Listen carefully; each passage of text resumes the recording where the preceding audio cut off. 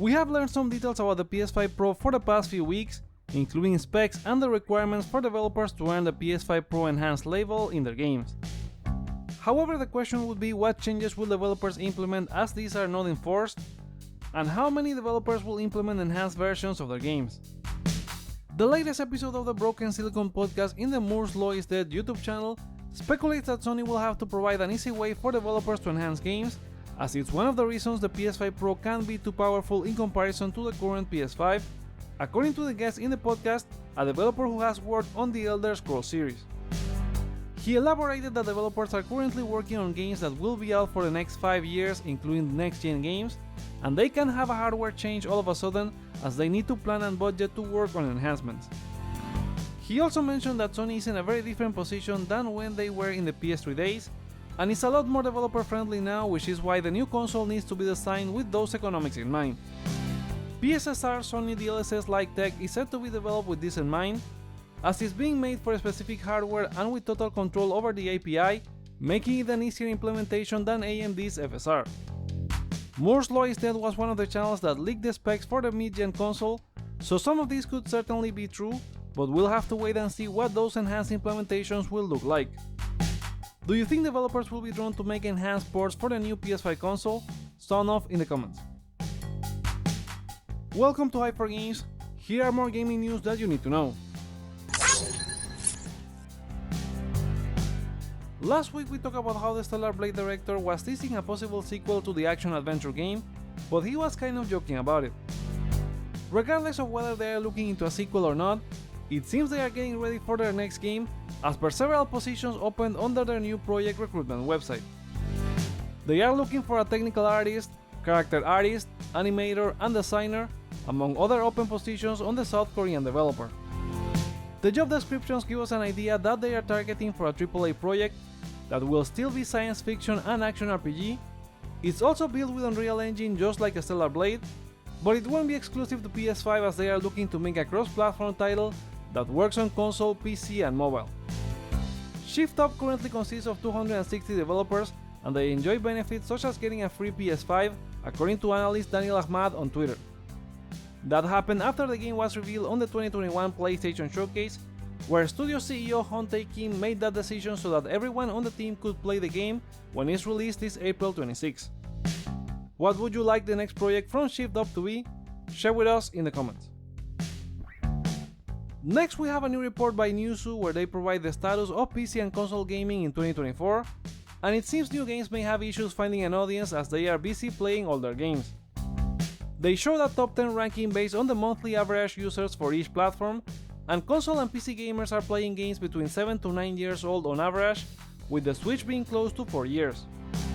On PlayStation the top games are Fortnite, Grand Theft Auto 5, Call of Duty Modern Warfare 3, EA Sports FC24, Roblox, Rocket League, Minecraft, Tom Clancy's Rainbow Six Siege, Apex Legends and Fall Guys.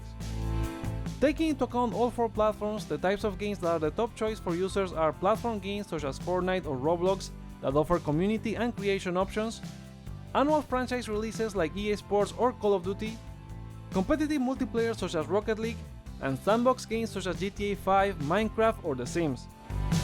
Fortnite and Roblox are the biggest hoarders of playtime, and the report points out that studios need to remember that they are competing with these platform behemoths.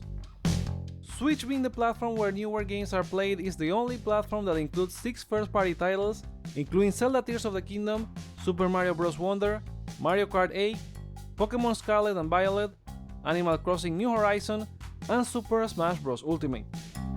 Meanwhile, the only single-player game in these rankings was Starfield on Xbox, and it's also the only new franchise. What do you think of these most played games rankings? Do you play any of the games listed? Let us know in the comments. Now it's time for a round of quickfire gaming news. Square Enix has promoted several new executive officers who will be in charge of certain parts of the company, besides leading decisions from the company board. The list includes the likes of Final Fantasy VII Rebirth director Naoki Hamaguchi and Tomoya Sano from the Octopath Traveler franchise. They joined the rank of current officers in the company such as Final Fantasy XVI producer Naoki Yoshida and Final Fantasy VII producer Yoshinori Kitase. Congratulations to all of them. In the previous video we talked about the latest PlayStation Portal update improving video quality, but it also fixes an exploit that allowed PSP games to run natively on the Portal. Google engineers Andy Nguyen and Carl Svensson were the ones who discovered the exploit, and according to a post by Nguyen on Twitter, they were also the ones who reported it to Sony for them to fix it, which has annoyed some people in the gaming, tech and hacking community.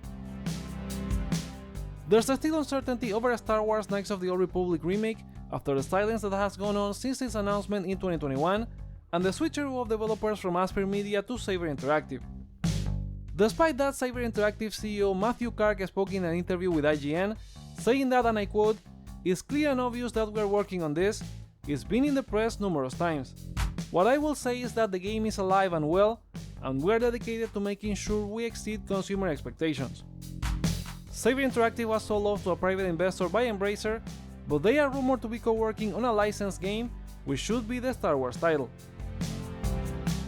Immortals of Aveum from EA and Ascendant Studios is out now on PlayStation Plus, trying to reach a new audience after the game didn't perform well in terms of launch sales, and the developer is also committed to supporting the game, including adding HDR and the new AMD FSR technology for consoles, improving graphics quality and frame rate performance. Patch 1.0.6.3 is already out adding the HDR support, and you can expect AMD FSR 3 support along with variable refresh rate on the next patch, which should be out in just a few short weeks. There's more information on Hollow Knight Silksong after the game got a product page on the Xbox store this week, and it's available to wishlist in other stores as well, including PlayStation.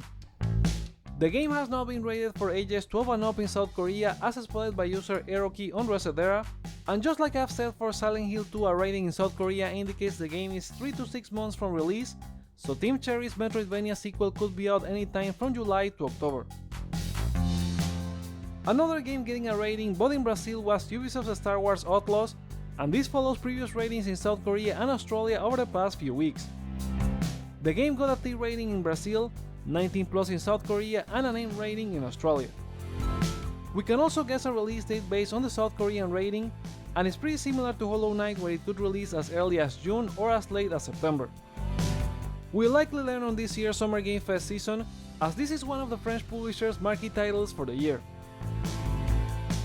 Speaking of Ubisoft, they have officially announced its showcase for this year's Not E3 season, and they will be live from Los Angeles with a new Ubi Forward set to take place on June 10.